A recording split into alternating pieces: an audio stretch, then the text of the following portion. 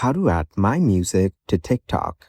First of all, open up the TikTok application on your phone. You will then be taken to the TikTok homepage. Here, you can explore and view TikTok Reels.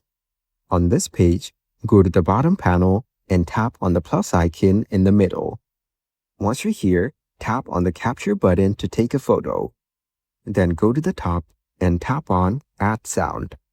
Here, you can view and explore all the available sounds on TikTok. Now, go to the top corner and tap on the search icon. Here, tap on Discover More Sounds under the search bar. Then, go to the Your Sound section as shown. Now select an imported sound from here. Tap on it again and then set the time limit for the sound as shown. After that, tap on Done at the bottom right corner. You have now successfully added this sound to the photo. Then tap on Next at the bottom to post it. Following these steps, you can easily add your music to TikTok.